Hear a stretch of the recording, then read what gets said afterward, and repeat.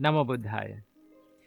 If you take a healthy seed and plant it in an infertile pot or infertile soil, what will happen to the seed? Slowly by slowly, it will start to die. It will never grow. The problem was not in the seed. The problem was in the environment. Same goes with our life. Although we are good people, although we have good qualities inside us, the environment or the people around us can affect the good qualities and can affect our inner values. And that is why in Buddha's teachings, the biggest amount of focus is given for the people who we associate. At one time, Venerable Ananda asked from the Buddha, says to the Buddha, I think half of this Buddhist practice depends on who we associate, or half of the Buddhist practice depends on good friends. Then the Buddha said, Ananda, do not say that. Ananda, the full Buddhist practice, the fullest Buddhist practice depends on, the whole Buddhist practice depends on having good friends and having better friends.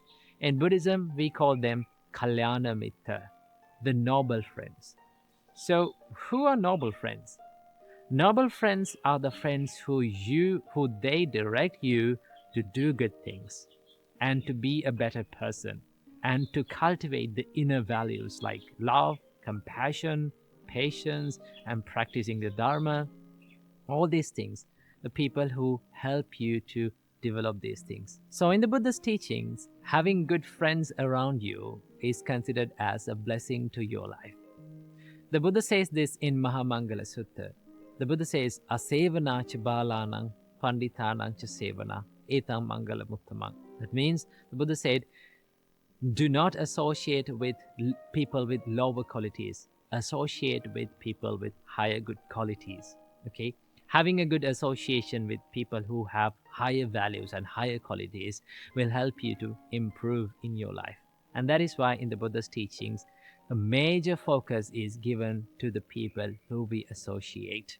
Even in the monks community, when we are living with monks, monks live with the one aim to practice the inner qualities like love and compassion, sharing, meditations, and spiritual practice. When you're being around such a community, it is very easy for you to practice it. Now, when I began the practice of the monkshood, it was a challenge for us to practice these qualities like meditation. For an example, it was very difficult to meditate in the beginning, but we had group meditations. That means our senior monks meditated with us. Okay, we were sitting with the senior monks and we were meditating, and we see from the beginning of our monkhood, we saw that our senior monks are meditating for hours and hours, and that inspired us to meditate. So having and being with a community of people who are like-minded and being with people who can help you to improve is a blessing for all of our life. Now, when I say this, I know the question that comes to your mind. How can I have people around me that help me to improve? Okay, because I live in a toxic environment. Maybe you're living in a toxic environment. Now, that is the problem that most of the other people have, right? And then you may ask, like, I am living in a toxic environment, so how can I find good friends? And how can I find people who are going to help me? Well, I know we don't get the exact environment that we expect all the time. There will be always toxic people around us. There will be always unfavorable environments around us. Okay? But from time to time, we get into contact with people with better qualities and better people and with higher values. And do not lose that association.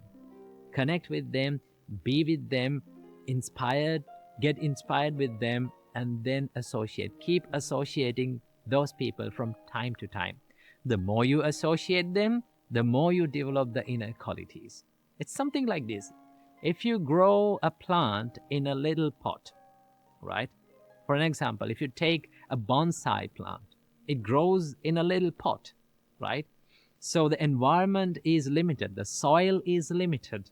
Okay, so what happens to the tree? It doesn't grow much. Okay, it start to grow slowly.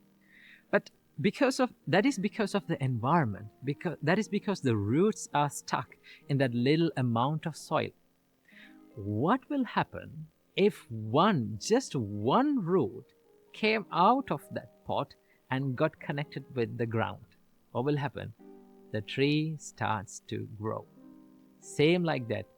If you get one connection, just one connection with a better person, or a better person who has good qualities and who can help you, you should not lose that connection, right? You have to be connected with that person and you have to grow, and that will help you to grow in your life. So then the environment that you live in will not matter to you, because you have that valuable connection with that one person. Okay, and that is why we need to choose the people who we associate wisely, because who we are the people who we associate. And that is why they say that you are the average of 5 people who you associate. Just look around the people who are living with you. Okay, just look around the people who you share your life and see you're the average of those 5 people who are very close to you. So that is why we need to be very wise and very keen when we pick friends and when we pick people to associate. And if you got just one connection with a person who has better qualities and good qualities, that who can help you to improve, never lose that connection. Be connected with that person and improve yourself. Namo Buddhaya.